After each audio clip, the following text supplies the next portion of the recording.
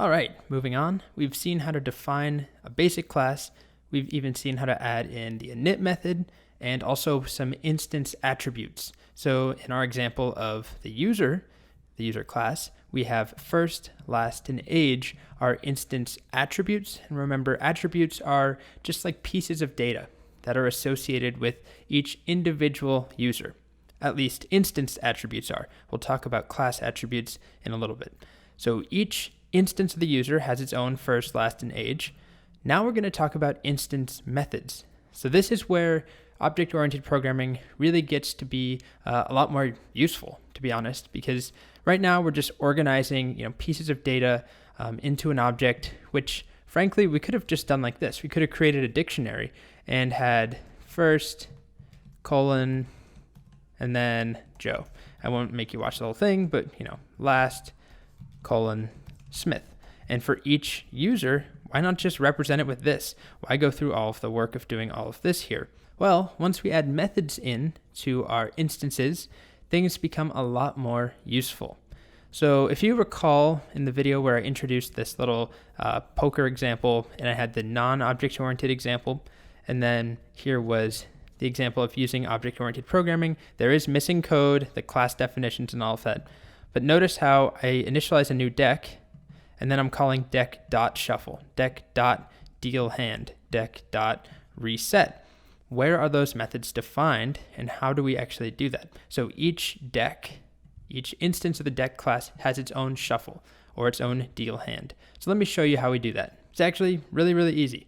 All we do is, traditionally we go and write all the instance methods after init. So anything that starts with double underscores and ends with double underscores should go at the top of your class. I don't think it will actually break anything. It's just convention to put it up top. Okay, so I'm going to come down here, and first let's talk about what we would actually put in an instance method. So in this case, for a user, maybe let's make a simple method that just returns the full name, first, space, last. To do that, we just write def, and then a name of the method. Of course, we have to be inside the class, so pay attention to your indentation. Let's call it full underscore name. So this is just a regular function, but it becomes a method because we're adding it to an object.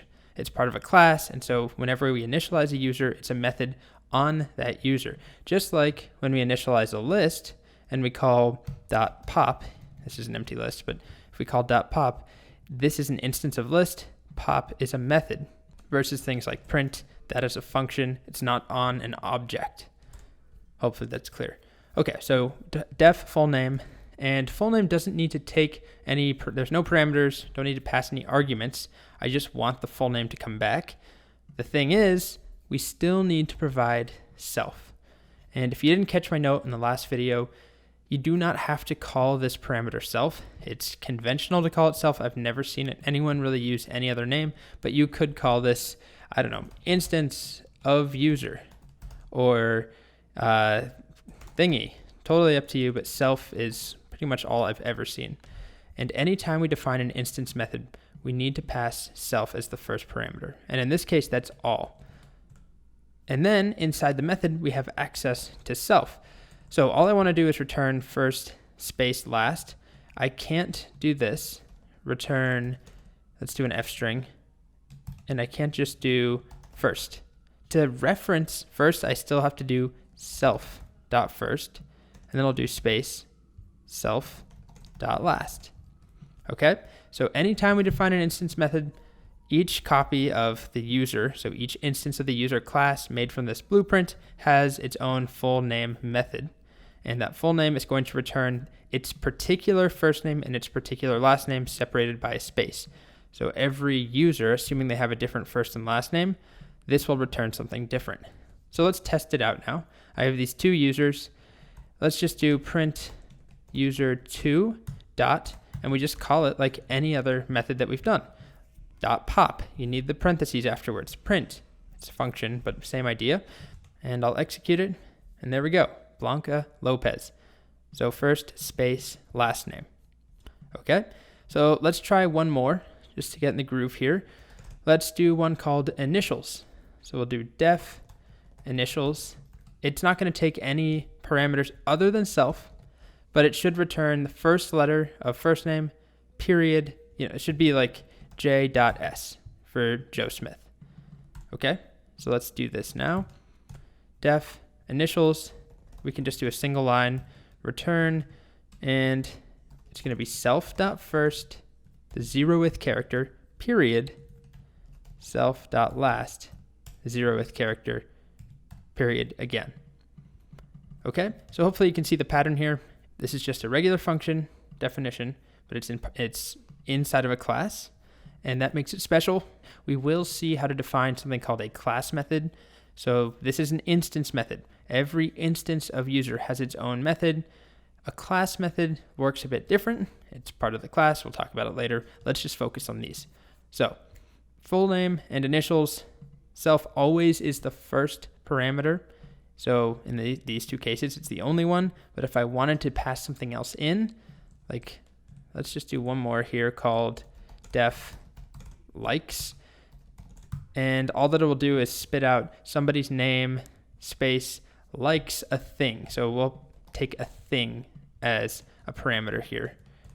And I just want to print out something like Joe likes candy, if thing is candy. So I would call it by doing user1.likes and then pass in, I don't know, ice cream. Silly example, but I do want to show that it's when you pass a parameter in, you don't need to access self. It's just like any other function we've written or defined. You just have access to that parameter. So this would look like this. Return f, and then we would just have name. So self dot, let's just do first, likes, and then thing. So we don't access self. So anytime we're trying to refer to the specific current instance, so if I'm calling user1.likes, self is going to refer to user1. If I'm calling user2.likes, self refers to user2. And then thing is just what's being passed in. So let's test these two things out, see what happens. Let's see, what do I want to do? Let's do print user1 likes ice cream, and then print user2 likes, I don't know, chips. Chips meaning like crisps, not fries if you're British. Okay, and we get Joe likes ice cream, Blanca likes chips. So you can see inside of this instance method, we're referring to the individual instance and something that's been passed in. Self is always going to be the first parameter in any instance method. We never actually pass anything in as the first thing. Python takes care of all of that for us. So instance method, self first. Let's check out our initials. So let's just do user2 dot initials and user1. Save, test it out. There we go. BL, Blanca, what was it, Lopez? And JS, Joe Smith, something like that. Very forgettable name. I apologize if your name is Joe Smith. Okay, and just to round this off, let's add one more method in that does something with age. Let's define one called isSenior. So in the US, senior citizens are defined as being 65 years or older. So it should be a Boolean method that returns true or false depending on if age is greater than or equal to 65. So nice and easy. We'll just call it isSenior self. And then we just need to return, what do we want? We want self.age greater than or equal to 65. So instead of doing if self.age is greater than 65, return true, else return false, just return this. This itself is a Boolean expression, returns true or false. And actually, all of these methods I've shown you are purely retrieving information.